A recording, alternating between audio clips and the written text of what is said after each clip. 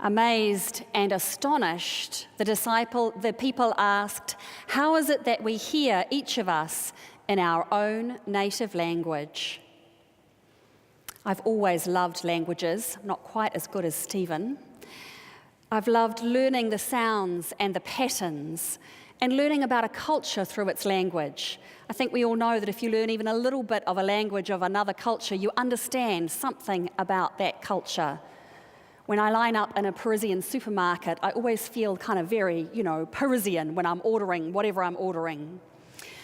A couple of years ago, we started to learn some Mandarin Chinese and discovered how challenging and amazing Chinese is as a language, and can only now say a couple of words, but I'm determined to keep trying. On the day of Pentecost, we're told that the people of Jerusalem and the people from every nation who lived there understood the message of the disciples. Jerusalem was an incredibly multicultural city. It would be like Auckland, like Queen Street, where you walk up the street and you can hear probably a dozen languages if you walk the length of the street. Jerusalem was like that. And so Pentecost is a miracle of communication and understanding. People understood each other in a new and different way. I've spent most of the past week in a place where I don't think people were understanding each other. I was at our church's General Synod. And for those of you who don't know what a General Synod is, it's our overarching body of governance, people representing all of the parts of our church gathering together for one long week, bishops, priests, and lay people. I was an observer there, so I wasn't part of all the discussions, but I did listen to the public sessions. And Margaret Bedgegood from our parish was there as an observer, and Rose Christie French was there as part of the prayer presence with the Franciscans. So it was good to have a good St. Matthew's presence there. And as I listened to all the words that were exchanged, I thought that many of the words and the language that people used at the synod were kind of like a code. Words that mean one thing in one person's mouth and something else in another's. The synod spent a lot of the week discussing the proposal to allow for the blessing of same-gender relationships, the blessing of what would be civil marriages. So words that were used a lot were marriage and blessing, and what is the difference between the two. Unity, who is in and who is out. Manaakitanga, the Maori understanding of hospitality. Inclusive, exclusive. And then those very Anglican words, formularies, canons, the Constitution, our tikanga. But depending on who used all these different words, they meant different things. Take unity. Unity could mean staying together as a church so conservative parishes won't leave the church. Or unity could mean moving forward on same-gender blessings so liberal parishes don't leave the church. And manaakitanga, well, it could mean welcoming all, or it could mean giving the conservatives more time to do more work and catch up. The words were used in a way that people talked past each other, and so as a result, our status quo remains. We continue not to be allowed to do same-gender blessings or marriages for those couples who would seek them. More work is to be done, we are told. A new group is to be formed to do more work that, the group that's worked very hard for the last 2 years couldn't come up with. Another 2 years, we're told, and it'll be all right. Well, I don't really buy that. And I've used some strong words in the media this week. In my press release, I said, in my 24 years as a priest, I've always been very proud of my church. But today I hang my head in shame. Because we have chosen rules over love and doctrine over gospel, and I believe we are imperiling the mission of the church. At St. Matthew in the City, we will continue to welcome LGBTI people and assure them of their place in our church, and assure them of their place in the heart of God. We will not abandon them, and we will continue to work for justice. But today we express our deep sorrow, and because the rest of our church cannot do it, we seek their forgiveness.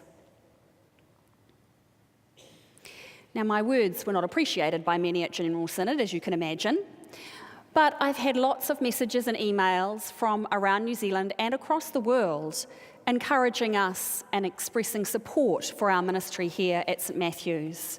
It's amazing how fast in the days of Twitter and Facebook these things travel around the world.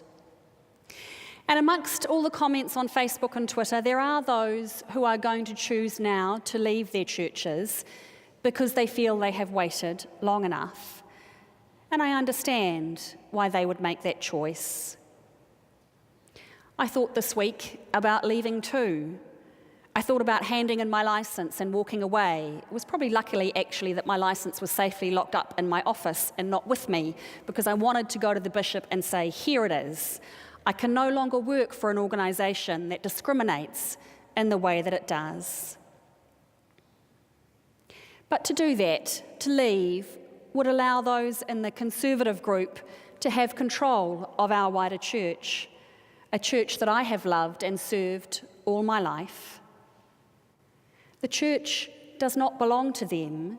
The church does not belong to one group of people. The church belongs to us all and to God's Spirit. And we are the body of Christ, not the body of this doctrine or that doctrine.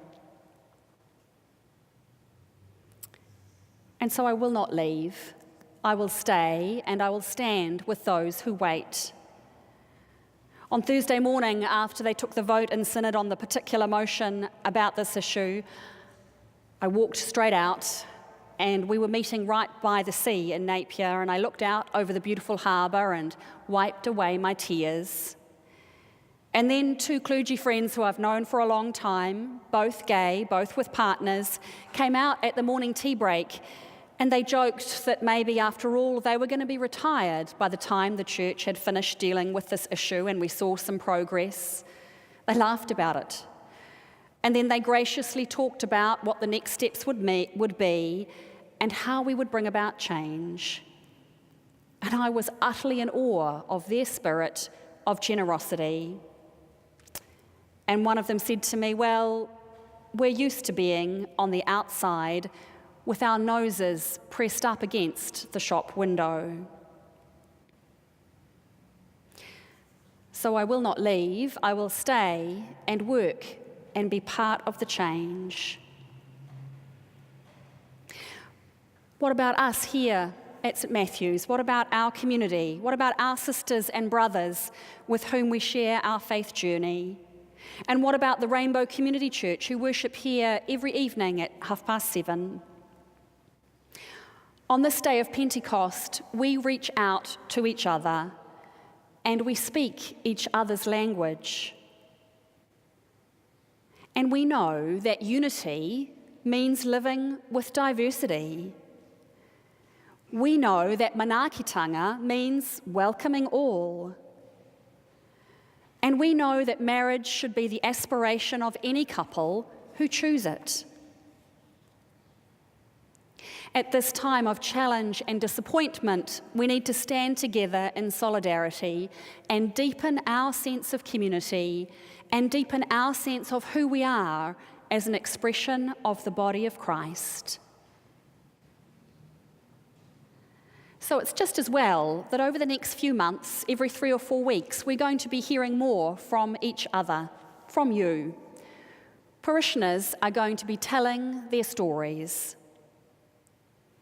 I've invited a group of parishioners to take the sermon time and to use it to share something of their life story and something of how their faith is interwoven in their life. They're going to model for us all how we might reflect in a similar way on our lives. Too often we clergy are held up as the experts on living a life of faith, but we're not the experts. You are the experts. The stories that we're going to hear will give voice to our diversity and round out our knowledge of who we are as a community. Now, our prospective speakers are feeling a little apprehensive about sharing some of their faith, And apologies to our video audiences, we're not going to video these addresses, but I know that they will have stories worth telling. And on some of the Sundays, we'll have an after-church discussion where you can also share some of your own story and reflections.